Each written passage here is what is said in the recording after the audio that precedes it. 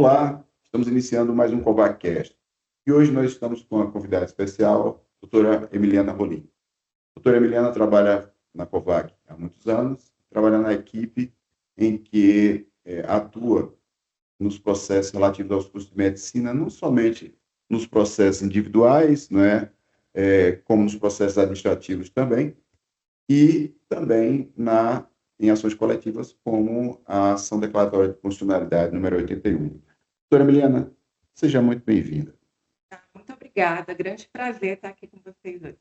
Bom, eu queria fazer um questionamento para você, que agora no dia 2 de julho foi publicado o acórdão da ação declaratória de constitucionalidade número 81. Eu queria perguntar para você quais seriam os próximos desdobramentos, do ponto de vista judicial, em relação a essa ADC. Então, a decisão proferida pelo STF em sede de ADI e ADC, por força de lei, é uma decisão irrecorrível, com exceção dos embargos de declaração, né, que considera o prazo de 5 dias. Todavia, durante o período do mês de julho, os prazos processuais no STF estão suspensos em razão do recesso, com base na portaria 123 do STF. A contagem fica suspensa do período de 2 a 31 de julho, retomando no dia 1º de agosto. Os prazos que se iniciaram, terminaram nesse período de recesso, têm automaticamente prorrogado para o dia 1º de agosto. Em relação aos desdobramentos, você crê que as entidades irão opor algum procedimento?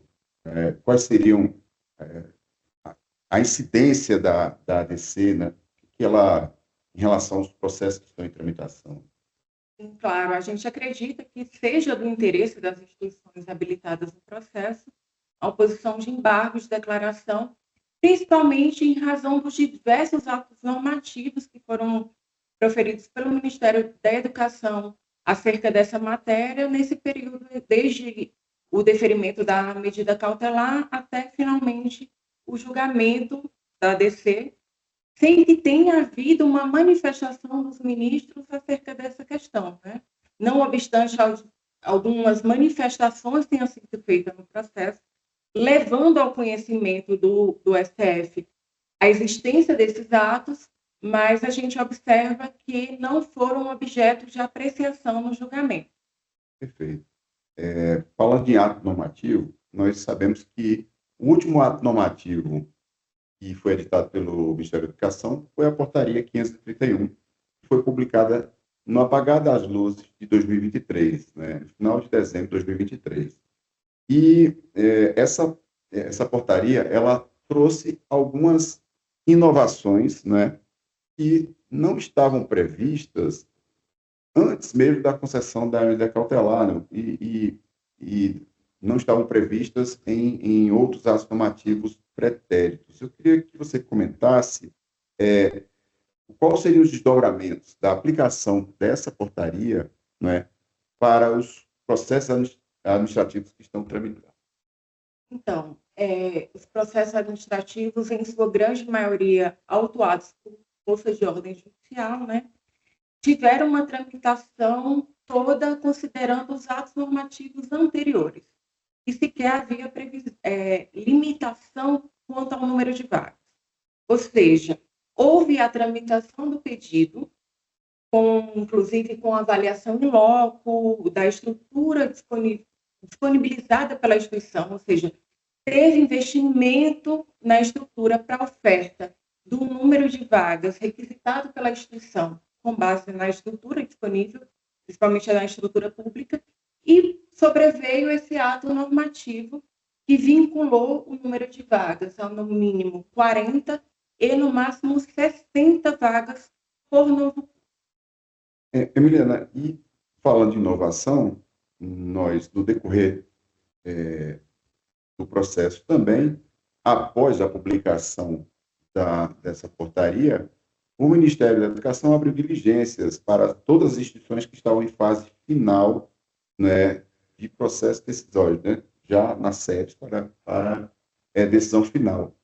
E a partir daí foi editada, na verdade, a edição dessa nota técnica foi feita na mesma época da portaria, mas ela trouxe uma novidade que também não era prevista, né? E eu queria que você comentasse essa questão da densidade médica que foi trazida por essa nota técnica.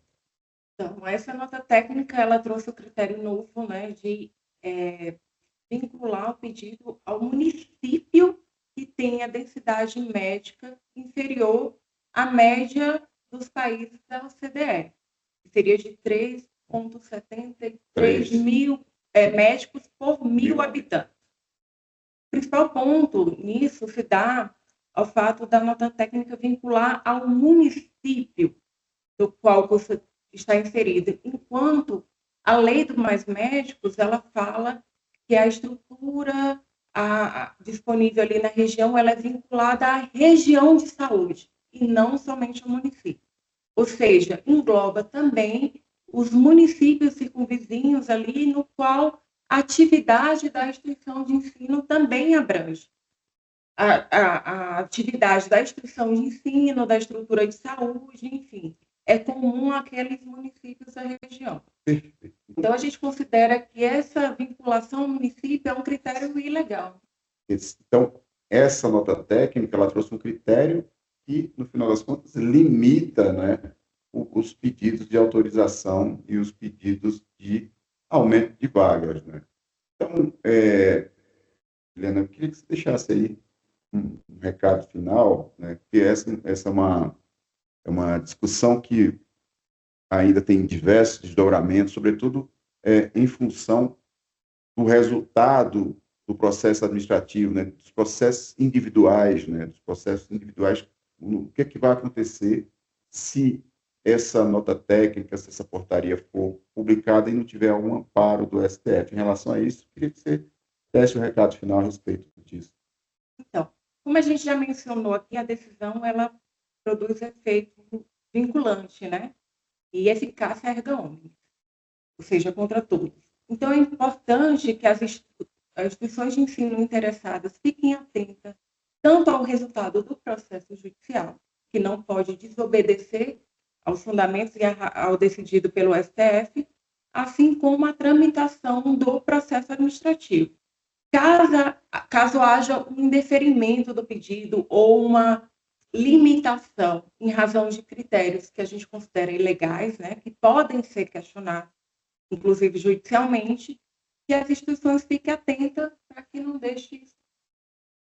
Esses critérios, de fato, foram criados, como foi dito já, no apagar das luzes, quando o processo já estava em fase de conclusão. Então, Emiliana, eu queria agradecer bastante a sua participação, seu recado. A gente sabe que essa é uma batalha que ainda tem diversos desdobramentos, diversos capítulos, né? E que cada dia é um novo contexto que surge. Muito obrigado pela sua participação. Eu que agradeço. Pessoal, até a próxima e Até nos mais. acompanhe nas redes sociais.